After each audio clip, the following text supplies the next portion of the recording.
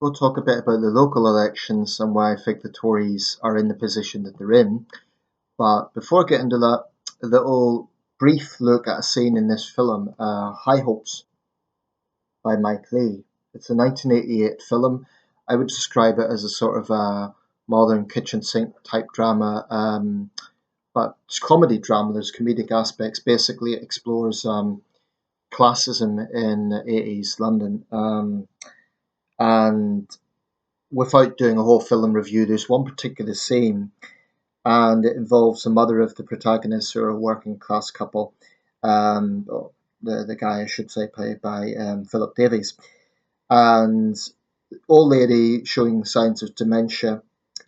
She's 70, but she looks 80, played by Edna Dorr, and her upper middle class neighbours, played by Leslie Manville and David Bamber. Now, the scene is quite illuminating. It's a bit exaggerated, it's a bit theatrical, but I think it kind of reiterates what I was talking about, the conservative survival of the fittest mindset. Basically, in the scene, the old woman has forgotten her keys. Like I say, she's showing the signs of dementia, and very, very grudgingly, Leslie Manville lets her use her phone. But it's all within the guise of talking down to her, like, "Oh, if you must," and you live there on your own. You think that's appropriate for one person, and just then her husband comes in, and he sort of joins in this, and they sort of grudgingly help her, let her use the phone, but it's all very much a big chore for them because they're going out for some dinner.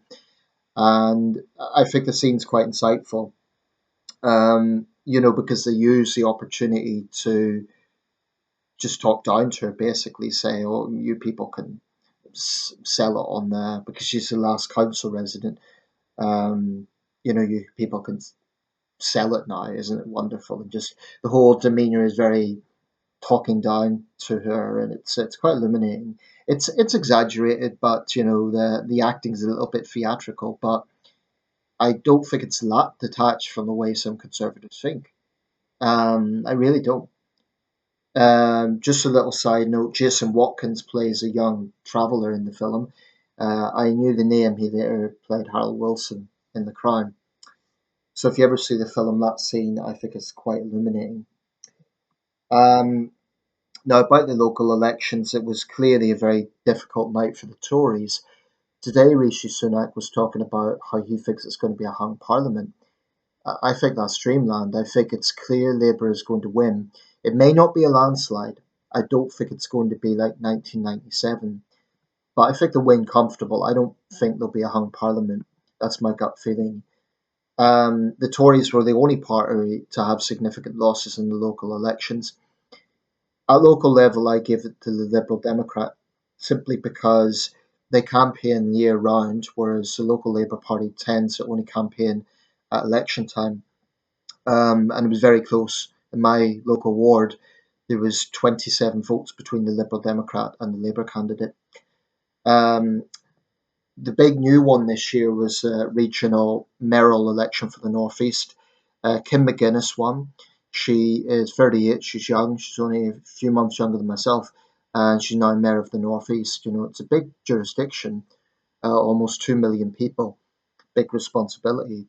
I've nothing against her, but I gave it to the independent Jamie Driscoll because I just liked the idea that he wasn't kind of governed by the party machine.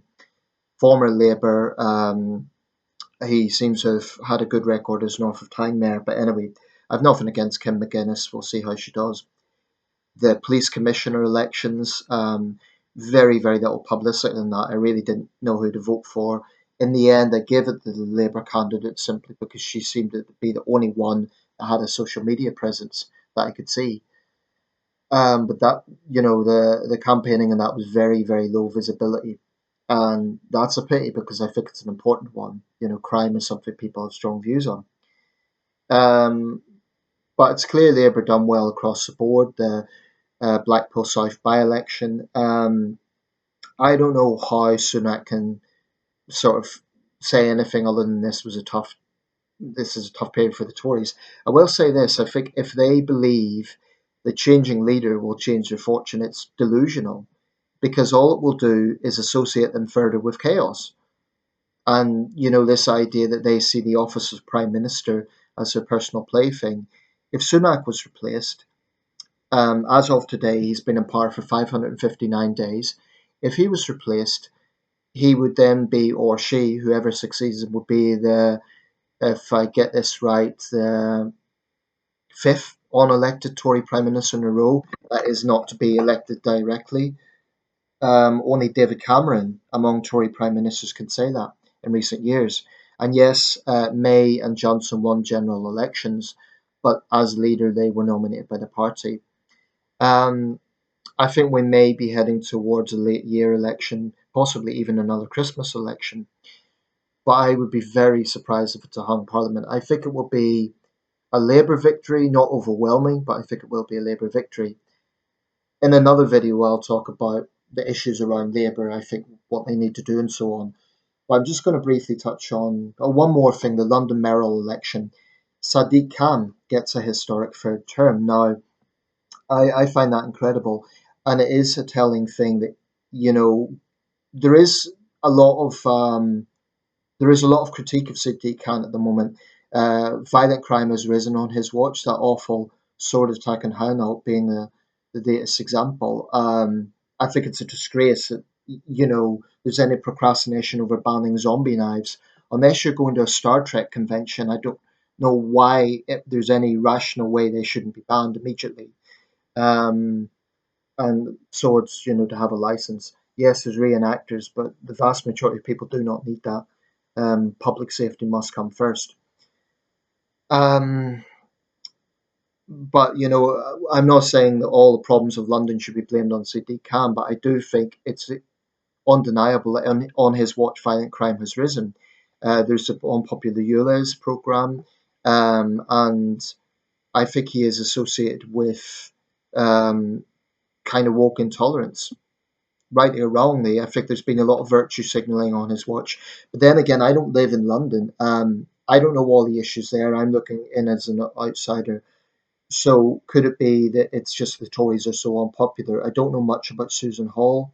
I know that she was very vocal about defending the police, but her performance was even less than Sean Bailey 4 years ago. So Sadiq Khan's the first mayor of London to get a third term.